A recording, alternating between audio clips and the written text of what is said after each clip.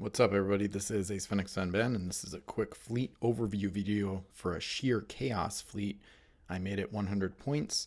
Originally made this based on ideas I had, I think in 2022 or 2023. And then I put it together for Dice Tower West 2024. Wasn't able to use it at that, but I'm still going to probably use it in 2024. So the idea is just to have a lot of chaotic elements in the game. So mostly unique treasures and then some crazy abilities. So one of my favorite combos is to use double action switchblades. And this time we've got the Skin Flayer, an eternal cursed switchblade with all powerful via Ocean's Edge Davy Jones. So since he has the limit keyword, we're not able to use a +5 crew or a 0 limit ransom reroller. But I really wanted to put all powerful in this fleet, especially because on a 6, you can give an enemy ship an action, which can really result in a lot of chaos. So they've got we've got the Captain Helmsman Oarsman crew, and we've got a Musketeer because I'm going to include wolves in the unique treasure distribution that I put in.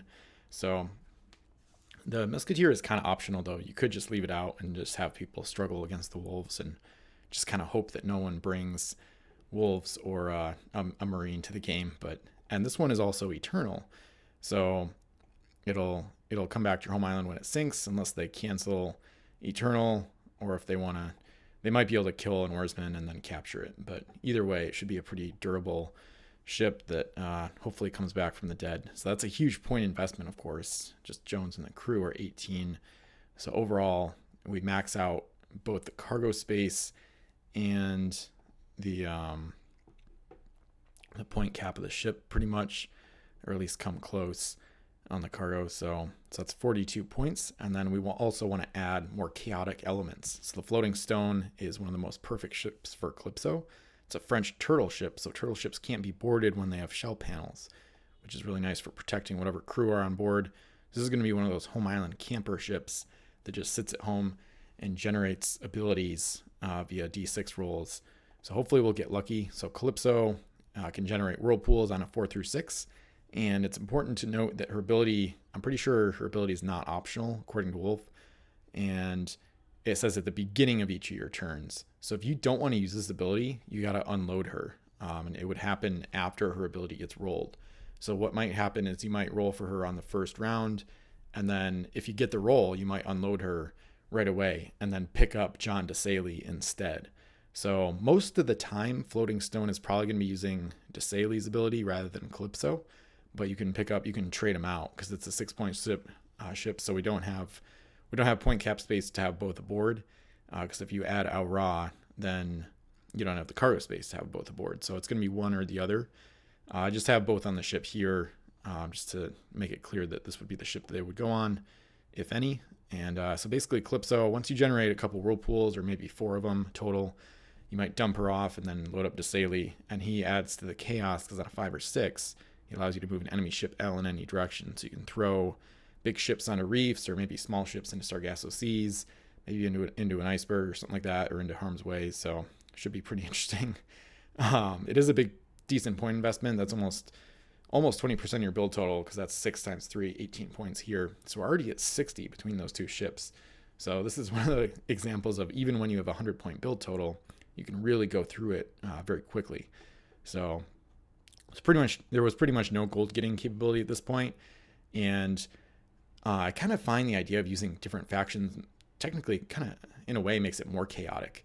So there's Cursed, French, Spanish, and Corsair. So a really random kind of odd faction mix, but that just kind of adds to how weird the fleet is and how chaotic it can be to look at. And each of these ships also has a ship type keyword. We've got a switchblade, a turtle ship, a hoist, and a galley. So every ship has its own ship type ability keyword. So there's no regular square rigged ships that make it more vanilla or anything. So I've got Buscador here, and Nemesio Diaz and Fernando Sanchez, they link. So that they'll add 1 cargo space. They'll still take up their own, but combined, they'll still add a space. So it's a fun combo. It's a little pricey, but Buscador is a pretty good ship to use them on, because Diaz can, with his canceling, should be able to let the Buscador maybe cancel an enemy captain and try to escape. And that actually feeds into her ability as well. So if she's been asked an enemy ship when given a move action, he gets +S to her base move. So you might be able to get attacked by an enemy, cancel their captain, and then move away faster than you were moving before, hopefully to get to like a fog bank or back to your home island.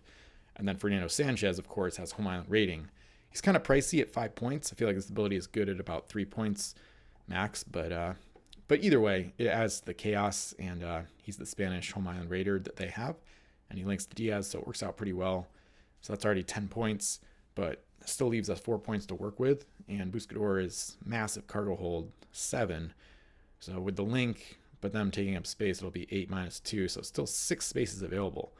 That's why I added these other 3 cargo, so the oarsman won't take up space, the helmsman and equipment will. So that should leave us with 4 after all this cargo comes aboard, 8 minus 4 that take up space. And helmsman, oarsman, kind of basic, speed up the ship, make it less likely to be captured or harder to be captured.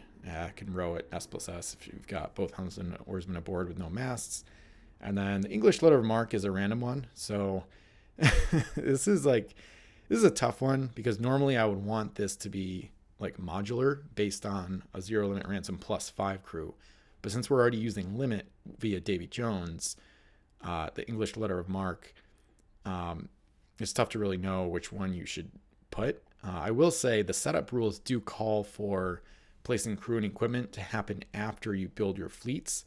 But the problem is you're still supposed to come to the game with your like original fleet build total fully like intact, if you will. So like normally you would come to this game with these 100 points just like this, even though you place crew after some of the setup happens. So it's a little bit of a weird technicality if you really look hard at the order of operations of the setup rules. But theoretically, the only modular points in your fleet should be the +5, but we don't have that here. So you could, before the game or before you even leave your place or whatever, you might know if your opponent plays French a lot, you could bring French letter marque. Part of the reason I included it is because I kind of ran out of, there's not really like points for other stuff in the fleet. So if you notice, every ship is maxed out on point cap space. So Skin Flayer has 21, Floating Stone will have 6 at all times. Realistically, Buscador, this gets her to 14. I don't really think there's a better 1 point usage. You could do Explorer, but I don't really know why. You could do another oarsman. One thing you could do is leave a cursed oarsman on the home island to start the game. So Skin Flayer, if hers is eliminated via Whirlpool, you could pick another one up at home. That could be at least as good of an idea. I just kind of want to add the letter marque because Parley can be kind of chaotic or kind of a shocker ability. I don't think a lot of people use it, and it can be kind of useful and kind of interesting. But that could be a good idea too. Just swapping out for a Skin Flayer, cursed oarsman on your home island, because she's probably going to be using Calypso's Whirlpools more than any other ship because of all powerful. So at least 4/6 of the time, if not 5 out of 6, like 83% of the time, Skin Flayer will be getting double actions each round. So therefore, she's a really good candidate to go through one Whirlpool, Calypso creates, and pop out the other one, and then slam an opponent on the other side with that extra action. So yeah, that does it for Buscador. 28 points. So they're all maxed out. And then the last ship is just a basic hybrid, Queen of Sheba, Captain Helmsman Explorer. So this one can be a little chaotic. She's got that negative ability where she loses mass on a cannon roll of 1, but one of the better Barbary Corsair ships, and I would say probably one of my favorite 2-masted ships in the game, actually. Queen of Sheba is quite good. Looks pretty cool too. And once again, we've maxed out our point cap space. So therefore, we only have 4 ships and 100 points, but crew are obviously one of the best ways to make ships better, and also can really add to the chaos. So here we've got all powerful on a double ash. We've got a switchblade and trying to slaughter enemies. It's got Eternal. We've got Calypso for Whirlpool creation. We've got an L mover. I wanted to make sure there's some kind of mind control ability in a fleet called Cheer Chaos. And then we've got home island rating. Got a hoist, we've got a canceller, we might have Parley, and then we've got this hybrid that could be pretty good and could maybe surprise an opponent with how good she could perform. And then I've added the forts just as a contingency option. You'll have access to French and Spanish forts, maybe others if you capture enemy ships as well of other factions like English.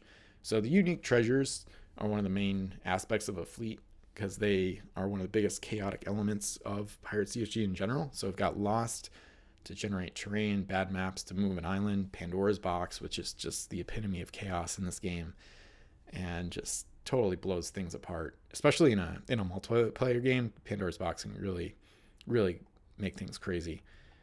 I have Insanity, which is pretty fun with all powerful in play. It's a double-edged sword because you might have an opponent benefit from Davy Jones's all powerful being in play, but you could also maybe have it on the Explorer on Queen of Sheba, or maybe the Oarsman on Buscador, and then essentially give all powerful 20 or other ships. So I've got Neptune's Trident, which is like crazy, wild tidal wave blast attack. Wolves. I will say these 10 UTs kind of depend on how many treasures you're allowed to contribute, and also if you have to contribute non-unique treasures. So I do like a house rule in casual multiplayer games where players can contribute 8 coins of any value or type. So the first 8 would probably be the priority here. They're kind of tentatively in priority order. So if you have to do 8 for 15, like a standard treasure distribution, you could do the first 5. Or you could put in Wolves and take out maybe Neptune's Trident, but just up to you what you would prefer. So Wolves is there. Abandoned Crew is kind of a debatable one. You could include a Abandoned Musketeer, and then we've got Wine for additional potential home island raiding opportunities. And then we've got Explosives, which is a crazy one. That's a risky one for sure, because you don't want you don't want a Skin Flare to be hit with the Explosives, but she does have Eternal, so it could go well. Ideally, Queen of Sheba would use Explosives. That would be the ship you'd want it to be on, basically. So Maps of Hades is another, almost like a mind control thing. Obviously not like Desailly where you have control over it, because you might find this, but Maps of Hades on a 5 or 6 to your opponent to your right may give the ship a move action. So some pretty crazy UTs, definitely some of the most wild in the game. And then for islands, I talked about using some mysterious islands. So mysterious island number 1 has that treasure vacuum suction effect where you warp treasure coins to that island. MI number 2 allows you to move an enemy ship.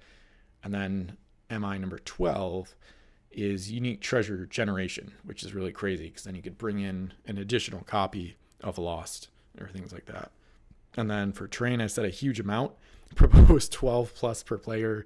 You could have at least one of each iceberg, 1 through 6. And then that way an iceberg is moving every single player turn no matter what. At least 2 whirlpools, maximize chaotic environment. So tons of terrain, hopefully. Of course, your opponent might propose less, and then you end up, they might get their wish or whatever with the roll or whatever happens. But train your islands to slow gold runners, but keep sea lanes open for attacks and fast, crazy movements of ships. So that's one thing about using a ton of terrain, or the oversized terrain that you may have seen from some of my battle reports, especially the games in Washington, is that sometimes when you have a ton of terrain, ships don't really want to deal with any of it. So then they go and they kind of go on the outskirts, or they kind of go in certain places where they don't interact with other ships as much, just because there's so much terrain in the way of getting to ships. So that's why I said keep sea lanes open.